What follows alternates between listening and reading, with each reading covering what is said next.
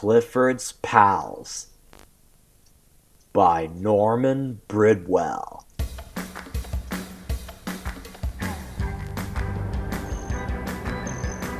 Hello, this is my dog Clifford. Whoa. I ride him to school every school day.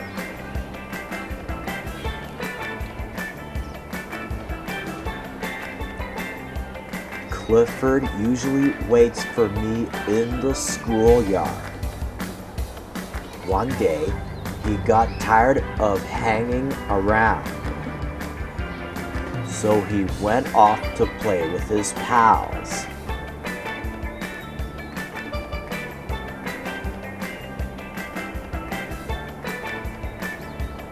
The other dogs were Susie, Lenny, Basker, Flip, and a big dog named Nero. Nero led them. He led them to a construction site. There were a lot of men and machines there. Clifford knew it was a dangerous place to play, but he didn't want to look like a coward. Some workers were knocking down old walls with a big steel ball. Clifford thought the ball would be fun to play with.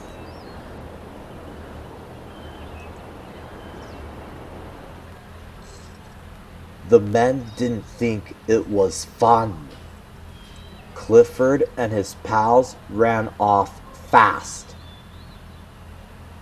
Just as Flip was running under a scaffold, a can of red paint spilled. The painter yelled, "Watch out, little dog!"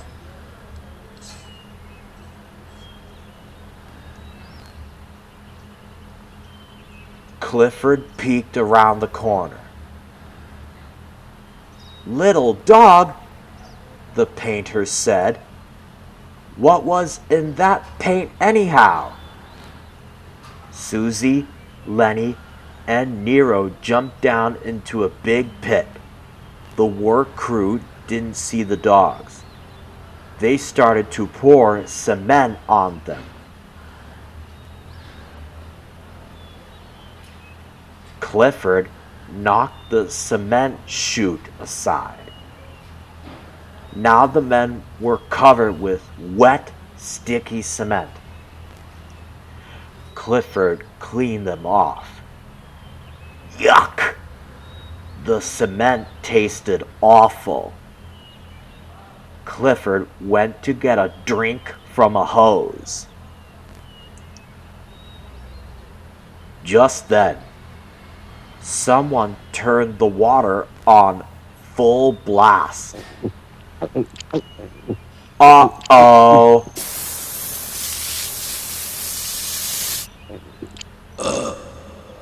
Then, Clifford saw the other dogs digging in some soft dirt. They didn't see that the bulldozer was about to push more dirt down on them.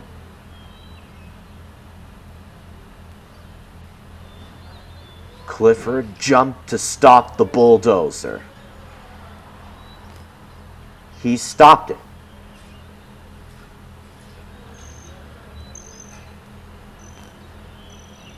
Next, Clifford's pals found some great big pipes to play in. Clifford tried to follow them, but he was too big.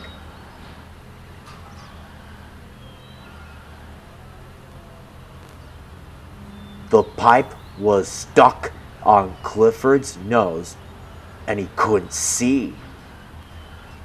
Oops! The pipe came off.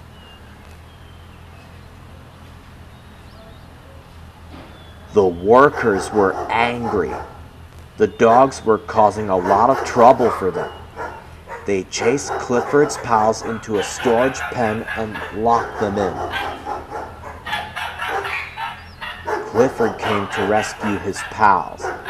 He had already broken a crane, a bulldozer, and a pipe. He didn't want to do any more damage, so instead of breaking down the fence,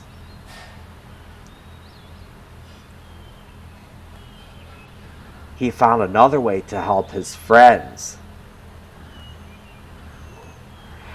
Now the workers were even more angry. They tossed a big, strong net over Clifford and tied them.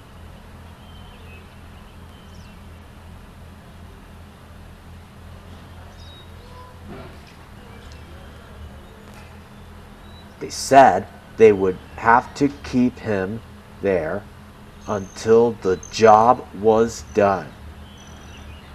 Clifford didn't know what to do, but his pals did. They chewed the ropes that held Clifford.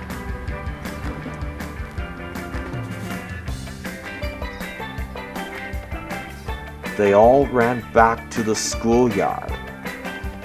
Clifford and his pals decided they would never play near a construction site again. Whoa! The Three Little Pigs. Written by John Duncan. Pictures by Wes Ware.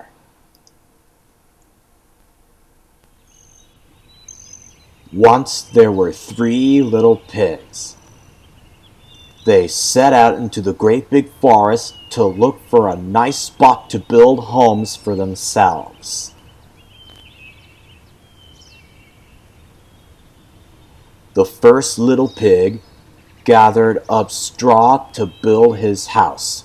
Swish, swash, swish. The second little pig gathered up sticks to build his house. Plickety, plockety, plick.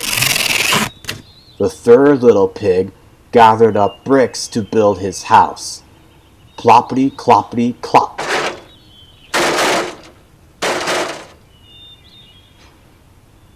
The first 2 pigs finished their houses in no time. They said to the third pig, "You're working too hard. Why don't you come play?" But he kept right on building. Clink, clonk, plop, swack. Finally, he was all finished. He relaxed by a warm fire in his safe and strong house. One day, a big bad wolf came to the straw house of the first little pig. He could smell a kettle of the soup and made him very hungry. He said, little pig, let me in." But the first little pig replied, "Not by the hair of my chinny chin chin." So the wolf said, "Then I'll huff and I'll puff and I'll blow your house down."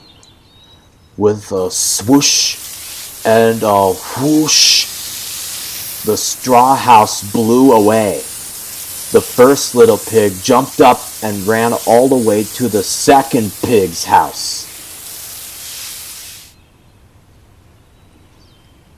The next day, the big bad wolf came to the house of the second little pig.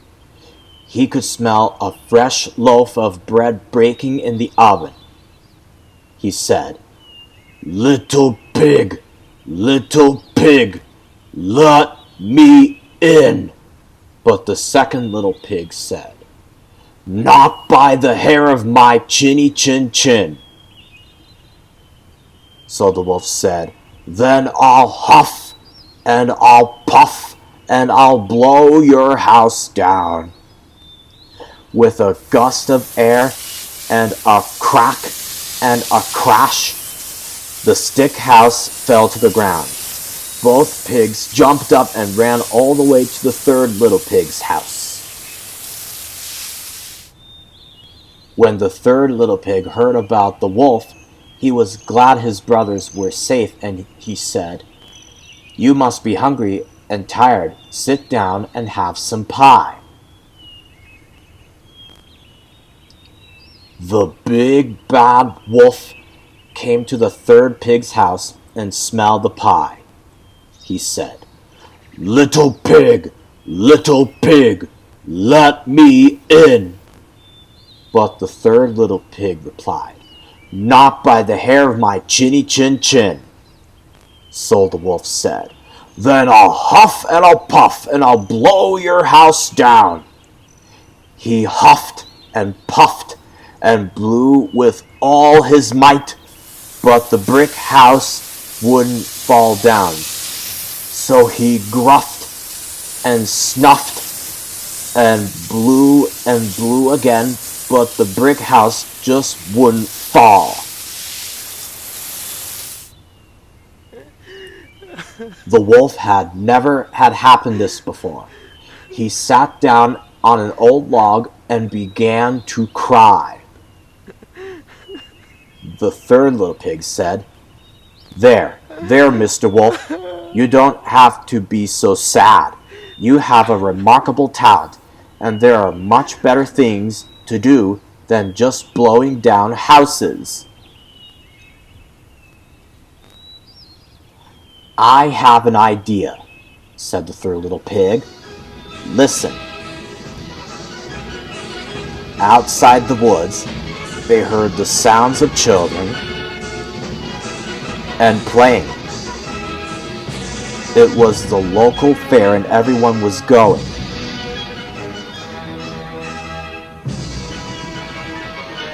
The three little pigs and the big sad wolf all went down to the fair. "Here's a wonderful way to use your gift," said the third little pig. With a huff and a puff, the wolf started blowing up colorful balloons for all the children.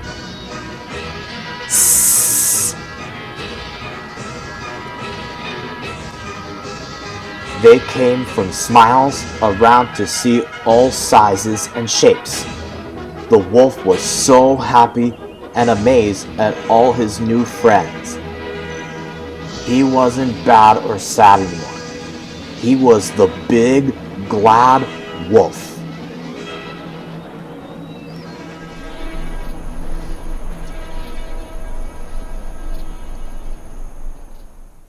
Madeline. Story and pictures by Ludwig Bebelmans.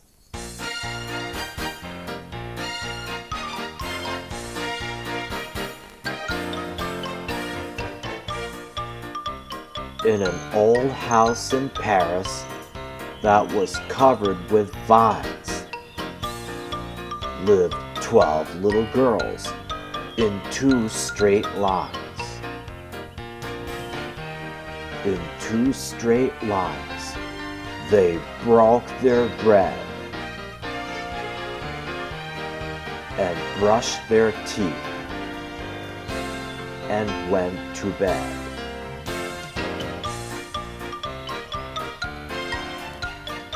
They smiled at the good and frowned at the bad, and sometimes they were very sad.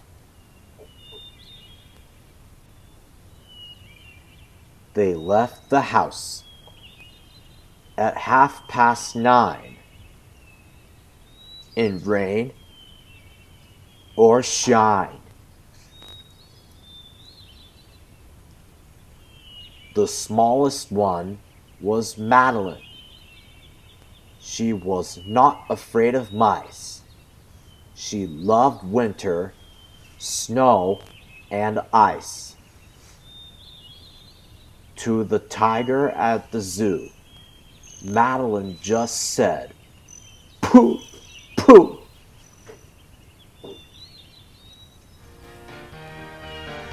nobody knew so well how to frighten Miss Clavel.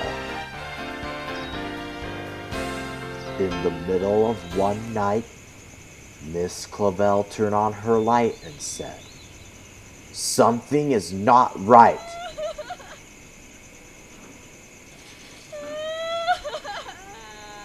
Little Madeline sat in bed, cried and cried. Her eyes were red. And soon after Dr. Cone came, he rushed out to the phone and he dialed Stan, Ton, 10, 6. "Nurse," he said, "it's an appendix."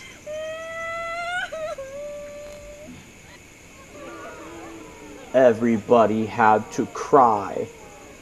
Not a single eye was dry. Madeline was in his arm, in a blanket, safe and warm.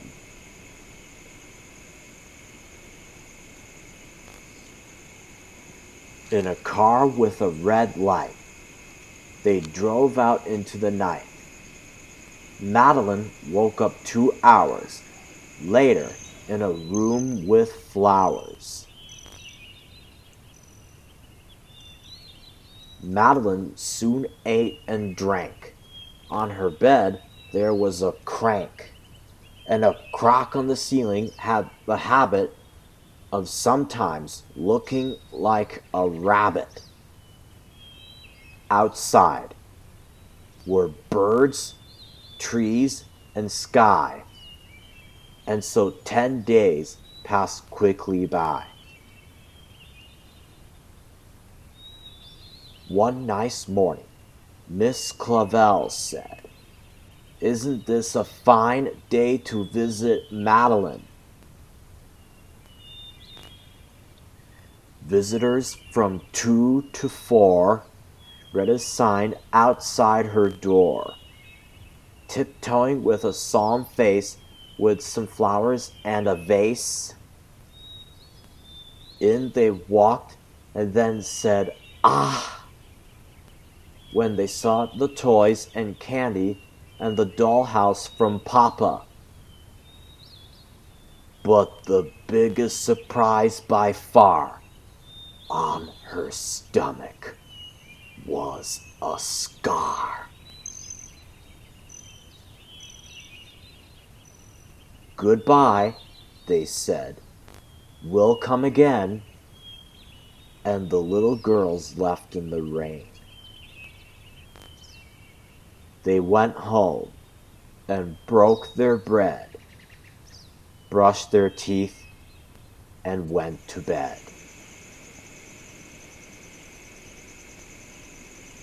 In the middle of the night, Miss Clavel turned on her light and said, "Something is not right." And afraid of a disaster, Miss Clavel ran fast and faster, and she said, "Please, children, do tell me what is troubling you." And all the little girls cried, "Boo-hoo! We want to have our appendix out too!"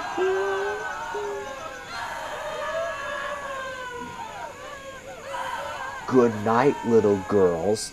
Thank the Lord you are well. And now go to sleep," said Miss Clavel. And she turned out the light and closed the door. And that's all there is. There isn't any more.